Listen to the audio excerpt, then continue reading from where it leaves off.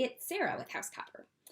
Today, on this rainy Wisconsin afternoon, I'm going to talk very briefly about rivets again. Part of that is because when I'm refurbishing, I get all kinds, and certain rivets behave a certain way during cleaning and tinning than others.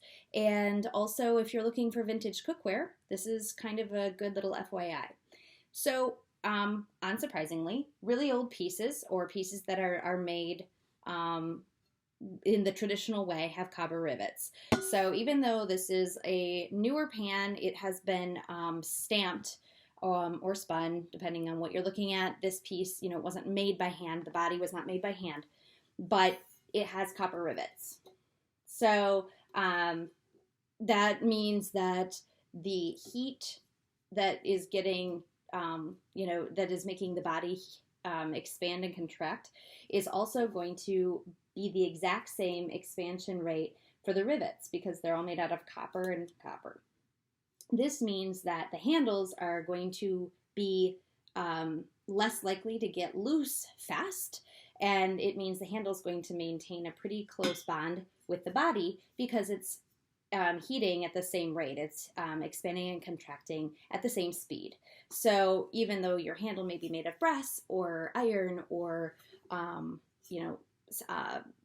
cast steel, whatever, is a much better chance that a pan with copper rivets is going to maintain a close bond with its handle a lot longer, just because of the thermal expansion rates being similar between rivet and body. So vintage pieces are going to have those copper rivets. Part of that too is probably because copper rivets or nails or whatever they called them back then were probably easier to manipulate when it came time to making cookware, and also because copper pots, when they were first made by hand, a lot of times the handles themselves were made out of copper. So you would have a copper pot, copper handles, copper rivets. So there you go. I nowadays tend to get a lot more modern pieces when I am asked to restore, and those pieces have aluminum rivets.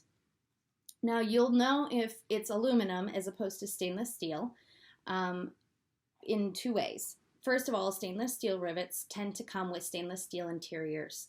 So if you have a copper pot that has a stainless steel lining, chances are the handles are riveted using stainless steel, not copper.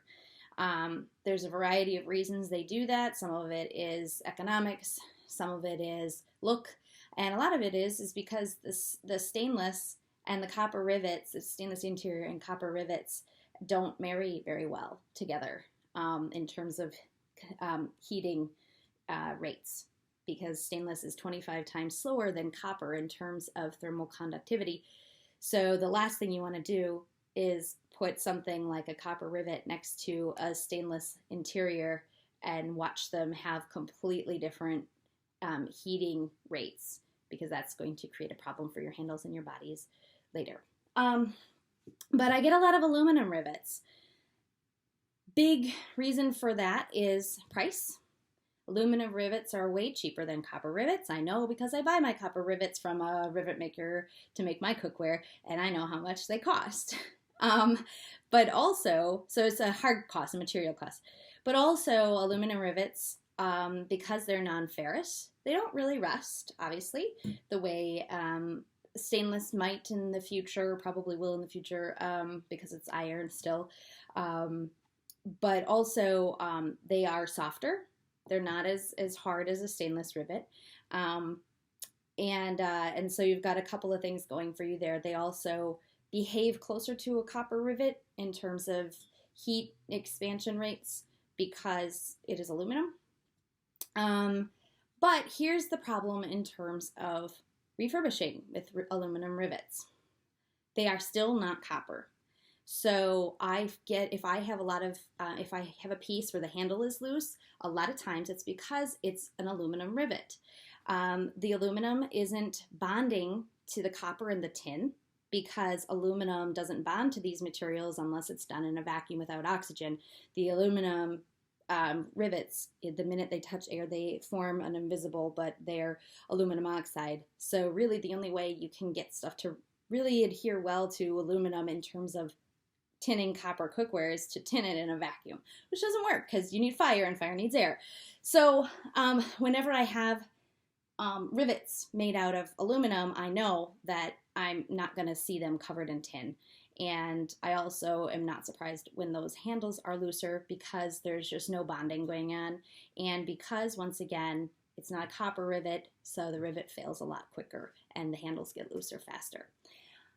One way to look and see if you have an aluminum rivet is by just, first of all, looking at the outside. So you could go, oh, that could be stainless or that could be aluminum. You're right, it could be either. But the biggest way to tell is what it looks like on the inside. Can you see how corroded those are? That's aluminum.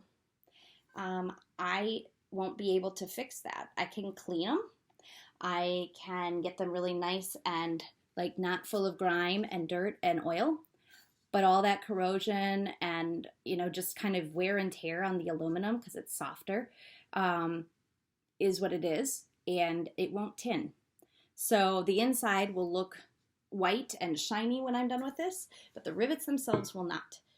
So just be aware that if you are trying to retin cookware yourself, or if you have an old pot and you want it retinned, or if you're looking for vintage cookware, that there's a couple different kinds of rivets. They're all going to behave a certain way during the process of cleaning, retinning, or use.